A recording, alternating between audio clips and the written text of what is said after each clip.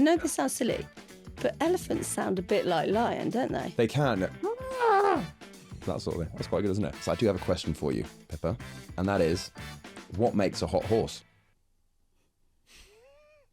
Well, They awarded me a gold Blue Peter badge. You've got a gold Blue Peter badge? Yeah. That is unbelievable. When he walks it, when he goes into trot especially, you miss your heart misses a beat. Wow. welcome to Talk Horse. I'll gallop through the highs and lows of the equestrian world. I'm Pippa Funnell, 3 times Olympic medalist. Probably the highlight of my career was winning the Rolex Grand Slam back in 2003, which was Badminton, Burghley and Kentucky all in the same year. Wow. Each week we have a new accolade. I'm still Tristan Phipps. I still have no medals. I'm not sponsored by Rolex. And I'm not sponsored by Rolex either. I was trying to get us a plug there. Yeah, but Yet. I've got some beautiful... I have got I had to pay for mine.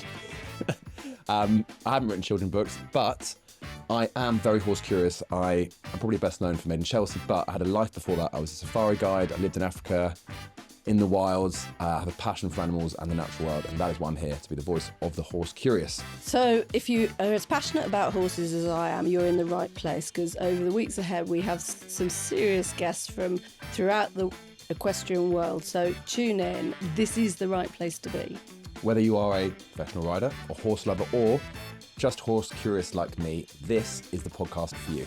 Saddle up and join us. Let's talk horse.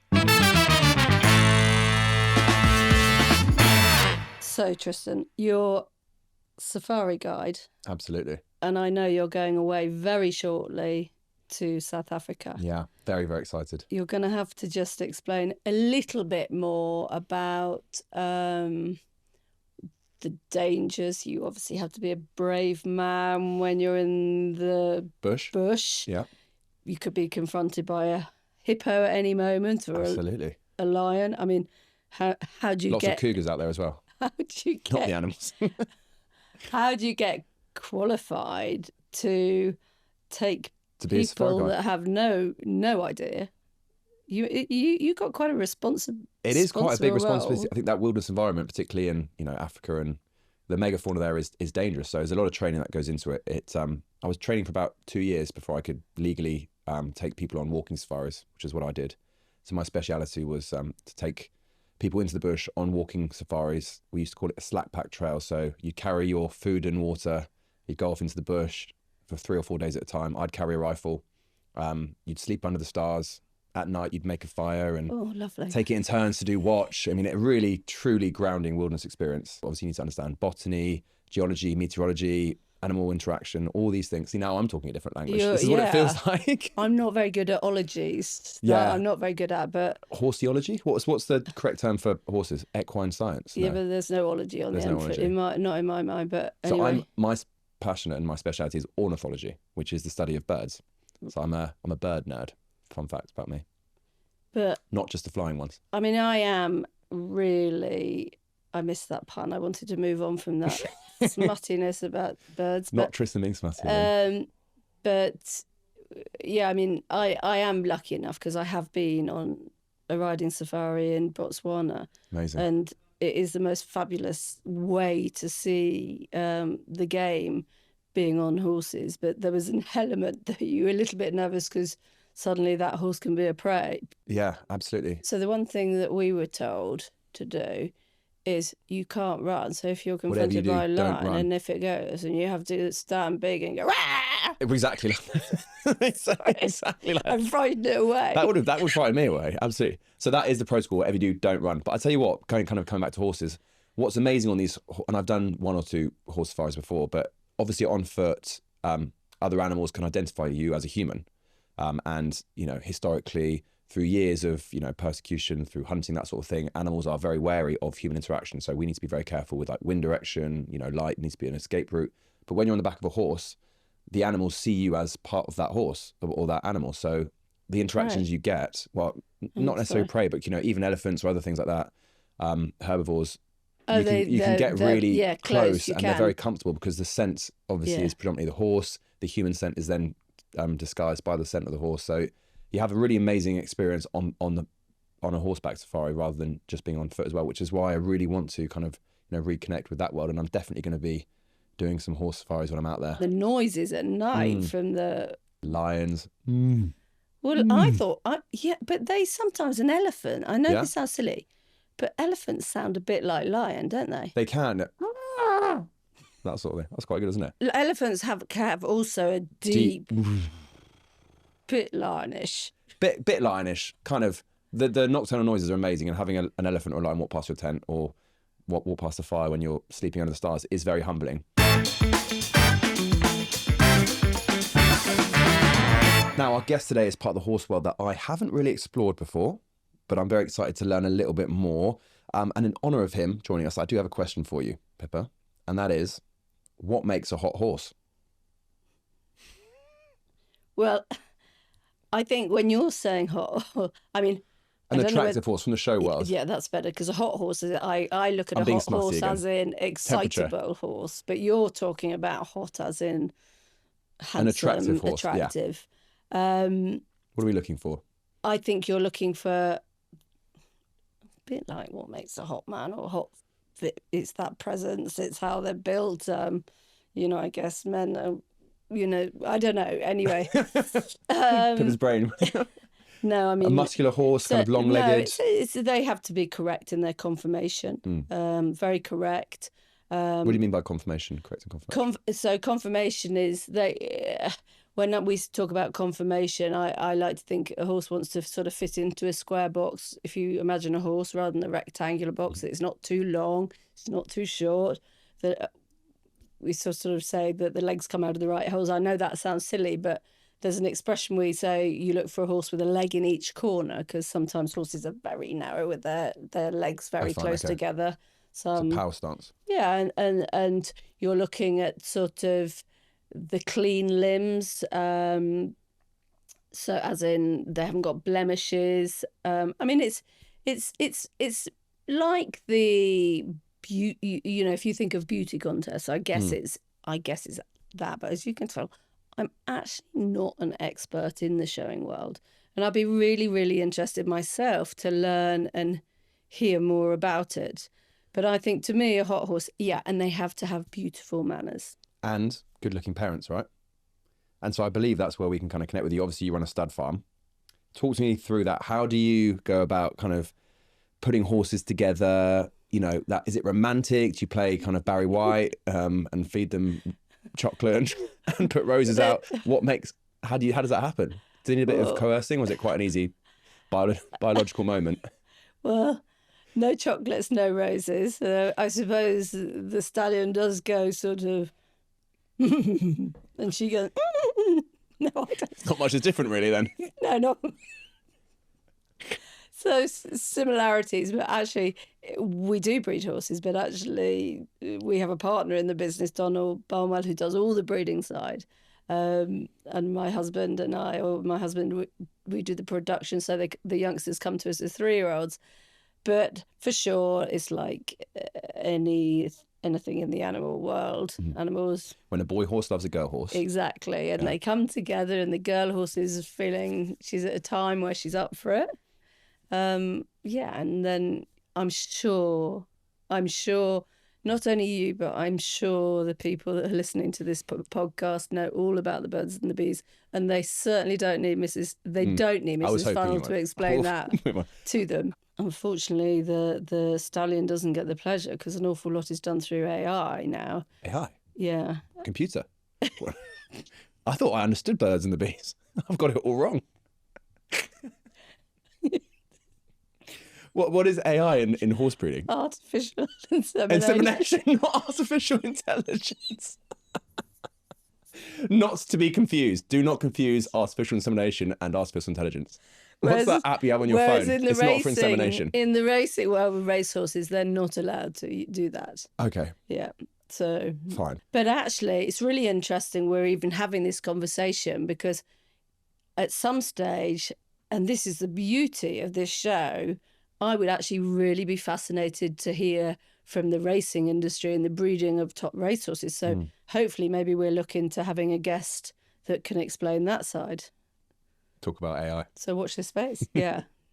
Don't Sorry, get naughty. confused. Don't get It's confused. not, yeah. Gemini does not do that, guys. Insemination, not intelligence. Okay. More than enough. More than enough of that. Let's bring in our guest for today. Nigel Hollings is a very respected man within the showing world. He's been in it for over 4 decades now, winning a Horse of the Year show back in 1972. I know he's sat on various showing committees. So I will be fascinated to chat to him today to find out more about his world with the horses. Absolutely. And beyond his competitive success, Nigel is a respected judge on the national and international stage. He is also a coach, a mentor, and commentator. And because of that, he is the perfect person for us to talk to today. So, let's talk horse. Nigel, thank you so much for giving up your time and coming on this week's podcast.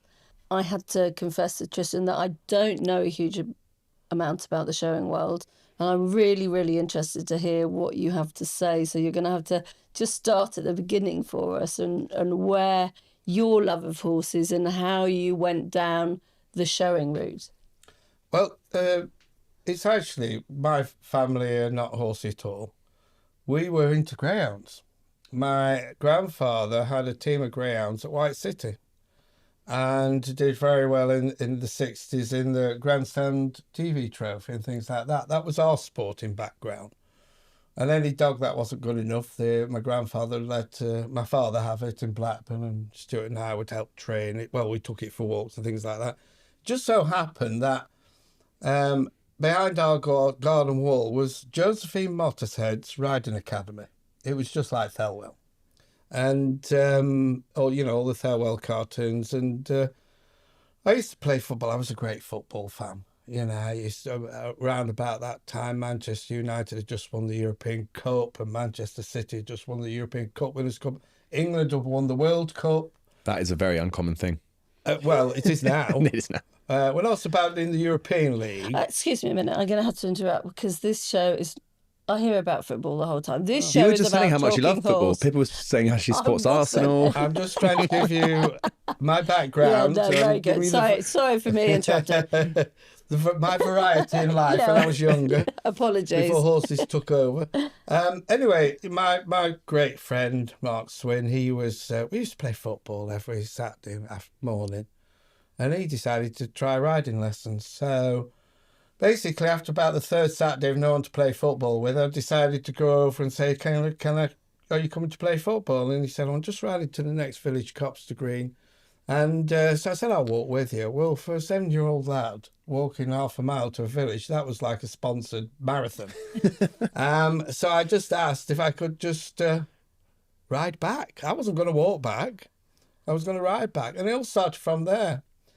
But I liked to play cowboys and Indians. If we went to a show, I was the one who was bottom of the line and got the white rosette for Bonnie Pony or Cleanest Pony. But it was my brother, Stuart, my elder brother, who writes for Horse and Hound, and he's the posh one now. He wanted to go showing. And we always, in those days, used to go to our local county show, didn't we, which was Royal Lancashire. Everybody, that was the highlight of the year. I'd always come bottom, get me white rosette, but one year Stuart won. So my father thought, hang on a minute, there's something here. And he had this motto, always buy the best you can afford. That was always his motto, whether it be greyhounds or whatever. And he just bought these ponies, and he bought a pony for me, which I went to try, and it was called Snowell Charles, after the village where it was bred near Newmarket, where the British Racing School is. And anyway, so we went down to try it. Well, it went round this big field so fast. I was petrified. I thought I was going to die. But my father thought it was great. It's the fastest pony he'd ever seen in his life. So he bought it. So anyway, we started showing, and then at the show, it was Burnley's show actually, and I won and this, that and the other. But then when he came off the ramp, he jumped on my foot and broke it.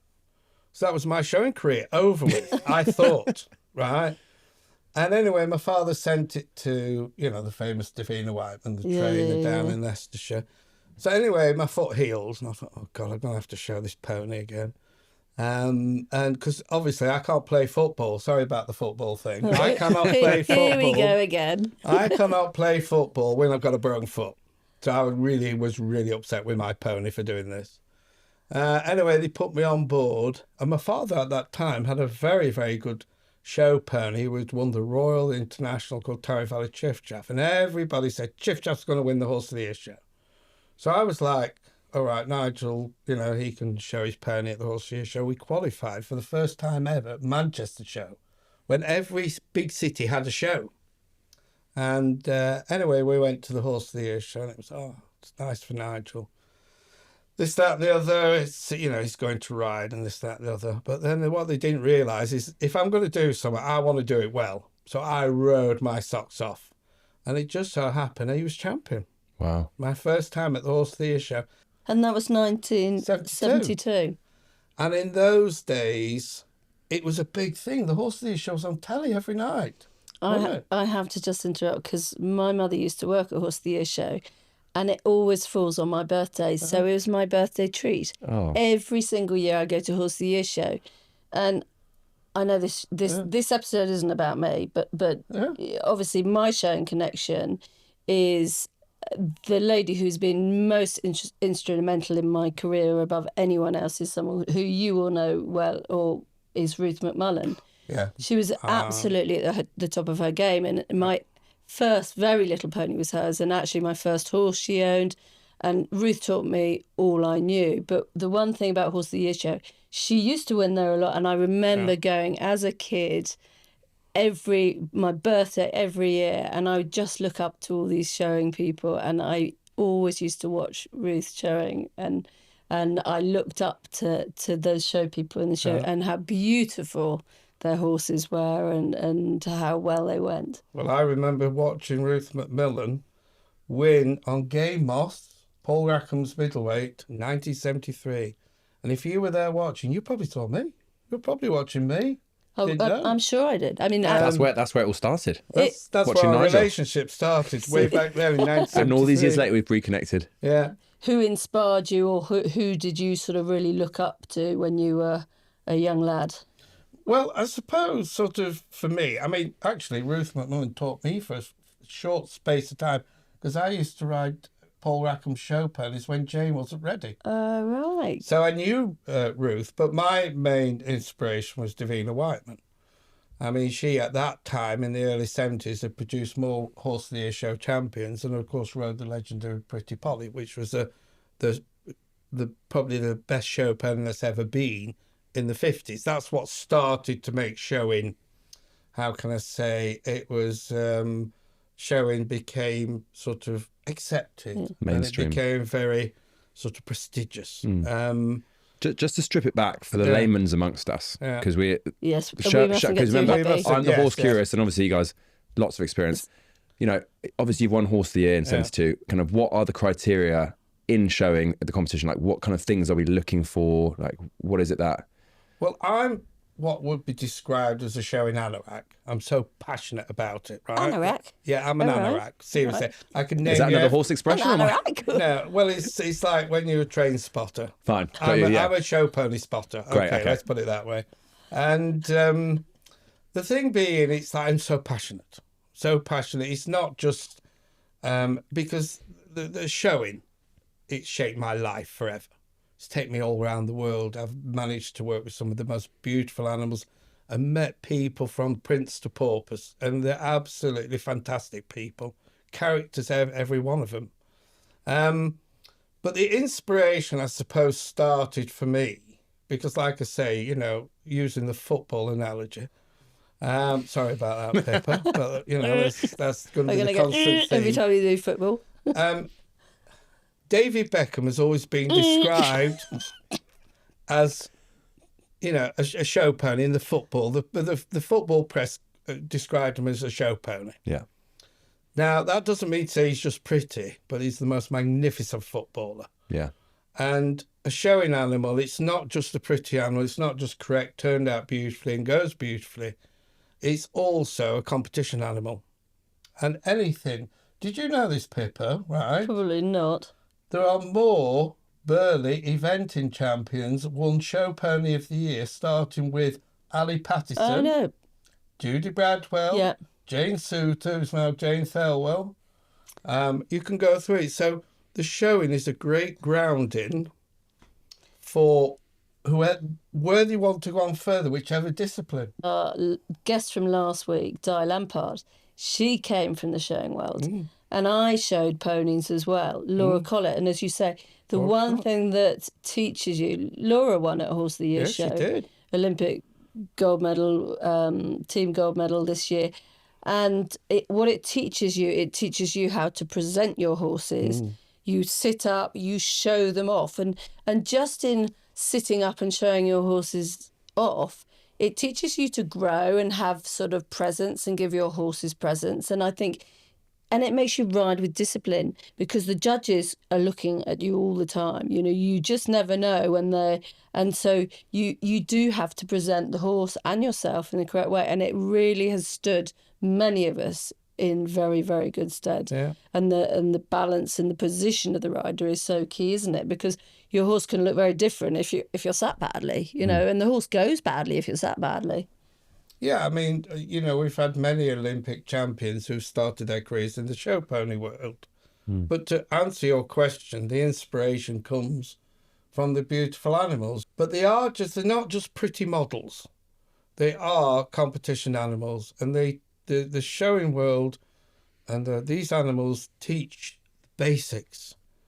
As Pippa said, they teach you the skills, the basic skills that you need to advance further, whether eventing, show jumping, dressage, whatever. And I mean, I know how difficult. I mean, I've tried all the disciplines. You've dabbled in the other disciplines, yeah. Well, I was a jump jockey for 3 years, amateur. Wow. I mean, I was terrible. I'm sure not. No, I was. I used to spend more times in hospital than on the racetrack. Show jumping, my father sent me to David Broome. That lasted 6 weeks. I said to my dad, no chance, forget it. Was the fence always in the wrong place? Well, I couldn't see a stride. They keep moving. So the fence was in the wrong place. Right, eventing, no, I wasn't brave enough for that.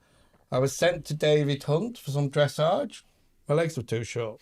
Yeah, okay, fine, you know, no need to be rude, but, you know, that was it. But one thing I was good at was showing. I could sit on an animal, I could feel it, I bonded with it. And I was able to go in the show ring and be at the right place at the right time. I could read a ring. Sorry again, like a footballer can read the pitch. These analogies are making it easier for me to digest. Yeah, like a footballer would run in that spot, because it's this communication. And it's the same as if you're in a ring, you have got 20 competitors. You need to know who your rivals are. You need to know what your best pace your horse is. You have to present it in front of that judge. You want to get pulled in first or second. And one thing I have also learned, and again, you know, Fergie time, 5 minutes at the end, isn't it? Or 10 minutes extra time. Can all be one in the end. Yeah. I always learned it's never finished until that rosette's presented. It's never finished till that referee blows the whistle. Yeah, and that's the same even in show jumping, dressage, eventing, in a race. It's never over. No, exactly. Yeah. Okay, interesting. So that's from you competing and showing. Yeah. So stripping it back now from a judge's perspective. Yeah. If you're judging, oh wow. like Right, what are a few key things that you're looking for that, you know, make a horse and a rider really stand out to you? Right, as a judge, Yeah. the class comes in. You knew immediately which horse appeals to you. It's got to have that presence, that quality. Someone said to me, especially with a show pony or a hack, use one word that describes everything you want from a showing animal. Like, I couldn't think. And then it was Stella Harris. And she said, it's liberty. You know, liberty Freedom. catches everything. It's freedom, isn't it? Yeah. And when your animal comes, it wants that freedom of you know, a horse has to have a freedom. It has a character as well. That freedom of expression. When it walks in, when it goes into trot especially, you miss your heart misses a beat. It's, wow.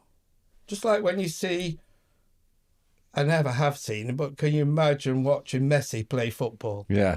That There's that sort complete of connection. feeling. And that, yeah. You can't, you know, it's So, Whatever so you the horse think. will have that X factor. Do you know, I think that is such a wonderful, wonderful thing to hear from someone like yourself, because I did a masterclass yesterday, obviously when we record, the day before we recorded this show, where I did the masterclass. And the one thing I kept on saying was, you must allow your horses to move underneath you. You must allow them to dance. And so that freedom, it's very similar words, because it's not through force, it's not through pressure. It's Through that liberty. elegant. Absolutely. So how would you encourage a horse to express itself in You that have way? to be in balance. You have to ride in balance. You have to ride correctly. You've got to have the confidence Empathy. to allow your horse, the confidence in itself, to give it the time. So many people so many competitors nowadays are rushing their horses.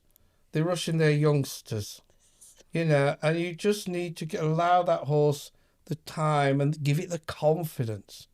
They're quite frightened, I mean, today, you put them in a theatre, the ring. That's where they're going into this theatre with lights, people, bangs, God knows what. Unless you have that partnership, that trust between each other, and that's what you need to establish with your horse, whether it be a young horse or even an older one that needs to get that confidence back, that needs to get some retraining. You cannot go into any theatre, whether it be your theatre or my theatre, without having that partnership. It's a combination. It's like a pupil with a teacher who inspires you. That's what it is, a rider and a horse. They've got to be that partnership. Well, this is absolute music to my ears, I tell you. And this is exactly the reason why I wanted to do these podcasts, because it's just so lovely, because we're hearing this message over and over again. Really are, yeah. And this is what we need to get. I feel passionate, so passionate in the equestrian world. We have got to get the message across to followers, how we do build this partnership about confidence, trust, and it's not done in a forceful way. No, and we who have managed, through, hard work and having very lucky to have some wonderful horses, have reached the top of our game. But one thing that I love to do, like we're doing at London, because it's for the grassroots members, is I like to be there for them. I mean, I'm president of our local riding club, where I first started in 1967, Ribble Valley Riding Club. And it still holds its monthly shows in Winton Park in Blackburn, exactly where I used to go. My brother and I used to ride down to the show. We used to tie a rope round the big tree. The tree's still there. We used to tie our horse there. Amazing. And then we had, those old duffel bags on your back, with your flask of coffee and your sandwiches your mum made, and perhaps a bit of cake. And we used to go down and we used to enter all sorts, equitation, show jumping, showing. I was pretty useless, but my brother came back with coloured roses. I just got the pink ones, but we had a great time.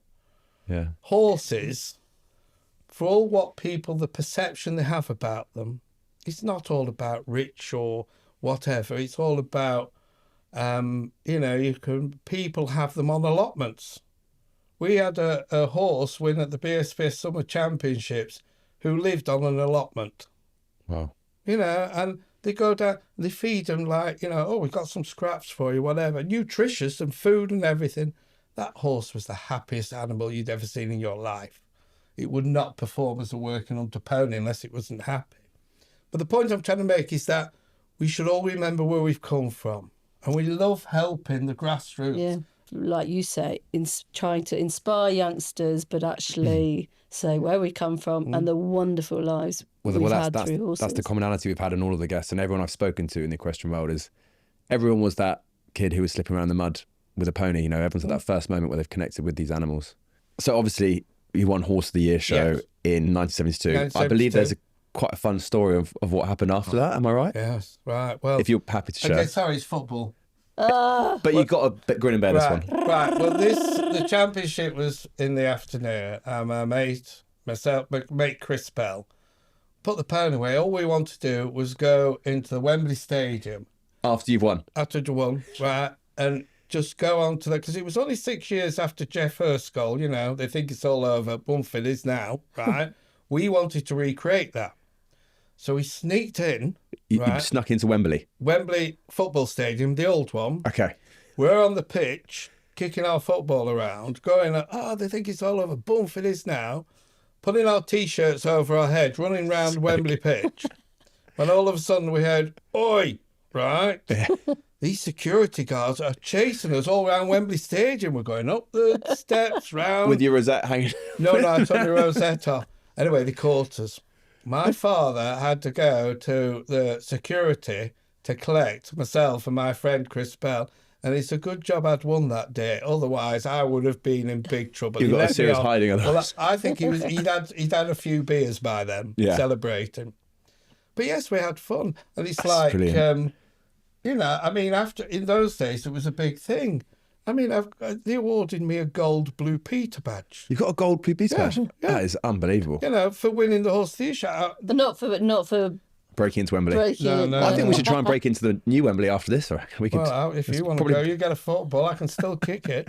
And I think, you know, like Blackburn Town Council, a special banquet on my behalf. Wow. I was 12 years old, you know, but the funniest thing was, I mean, I went to Clitheroe Grammar School for boys. There was also Clitheroe Grammar School for girls. I bet that did If you wonders for the went ladies. on the boys' bus, you were fine. If you were late and had to catch the girls' bus, it was trouble for a boy, I tell you. Good trouble or bad trouble? Bad trouble. Okay. Oh yeah, the girls were quiet. You know, quiet. No, they weren't quiet. They were quite. You know, quite tough. insert word here. Yeah. But of course, I was late one day, and I had to catch the girls' bus. I thought, oh God, you know. So I caught the girls' bus, and they took me satchel. They're throwing my books all over. They're throwing them out the window. You name it. I mean, they were brutal, those girls. Wow. And then one of them says, "What are you doing with Nigel Hollings' books?" So I said, "Well, I am Nigel Hollings." You won the Horse Theatre Show. I caught the girls' buzz every day. Yeah, from you did. Day on. I tell you, I was a hero.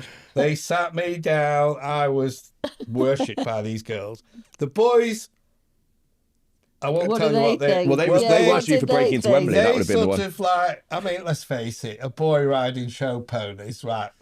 You know, they're football, rugby, and a show pony rider. You had to tell them your Wembley Stadium story then. Well, I did. And also, I did play for the football team, so I got away with it. There was also memories that'll last a lifetime. It really was. And but it started that career. Do you know what I mean? I mean, it's a great way to start a career as winning. This is going to be perhaps a little bit cheesy, but I went this year. I went to Newmarket again, and to the British Racing School, which is based at Snowell. Bearing in mind, this pony was born in Snowell, and it's called Snowell Charles. He's buried in Snowell, and there's a grave to him because he was so famous next to Snowell Church, and I went to visit his grave, and the guy who was maintaining the grave took a photograph of me, and I put it on Facebook, and it's just my way of saying hiya. How are you? Do you know? I've got my first horse, a Barnaby, and another one that I absolutely adored that we lost from. We lost her from leukemia, and they're in. Urns in my house still. I've got their ashes because my brother-in-law actually has a pet crematoria, and in my will I've actually said I want to be buried with, and they're sitting in my house, both of them. So I can. We never forget, do we? No, we don't. Never forget. I'm learning more and more each week. It really is amazing to shine a light on the showing world.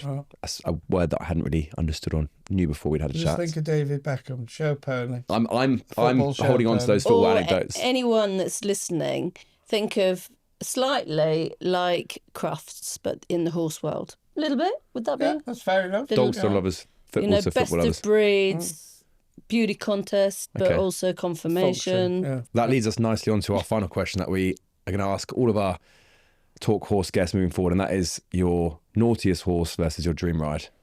What is that? Well, my naughtiest horse is the only horse that has dumped me in the show ring. Not the one that broke your foot, put you out of football. No, he went to win where he was forgiven. He was forgiven. He gave me everything. But it was at Devon County, and it was a horse called Towie Valley Chiff Chaff, and he won a lot. Oh, he could be a quirky thing. And I was winning. I've never been to Devon County in my life, and it's always a show. When you haven't been, you always want to win it. I was pulled in first, and I was doing a dream of a display.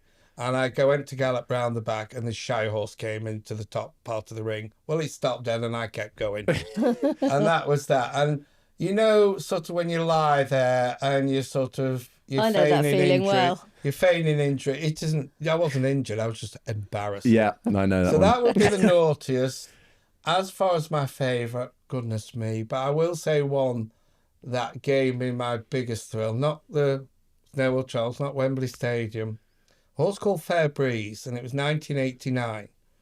And he was the sort of horse I could get up. We had a superb partnership.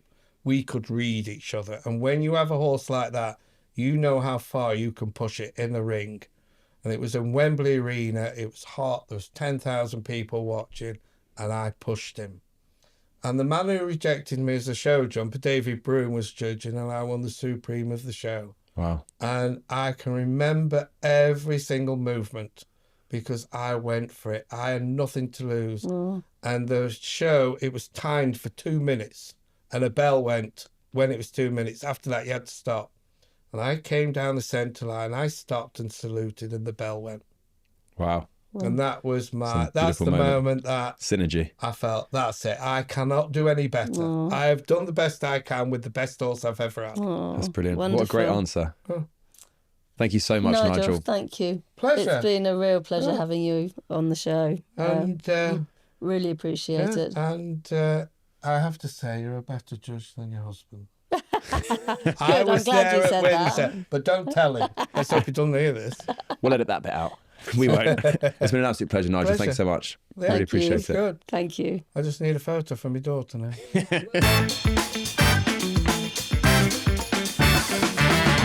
So, Tristan, have you've learnt a bit more about the showing world? I certainly have. My highlight was hearing, it was like music to my ears when Nigel started talking about the partnership and the harmony between horse and rider and the liberty, allowing the horses, you know, to move freely. And that was just, partnership is key. Absolutely. And I think, you know, from all the guests we've had, and, you know, Nigel's such a fantastic guest, everyone describes this partnership and this connection from a different discipline in a different way, but that commonality is that partnership and that emotional connection to the horse. So it's, you know, it's week on week we're being reminded how important that is. And I think that's very much a passion for you, was to kind of get that across in this podcast. So, you know, I think we've been very lucky with our guests so far. Very, very lucky. So if you've enjoyed listening to this podcast, then you must subscribe and follow it. And hopefully over the weeks to come, not hopefully, I know we've got great guests over the weeks to come. So follow. Absolutely. And we want to hear from you guys. So we are available in all the usual places: Instagram, TikTok, YouTube. And please do email us with any stories, anecdotes, any questions, because we absolutely want to hear from you. Our email is info@talk-horse.com. So do tell us any of your questions you want to ask us. You know, let us know and we will cover those in future episodes. Please do subscribe and join the conversation, because we've got so much more Talk Horse to share with you. Thanks for listening. Bye.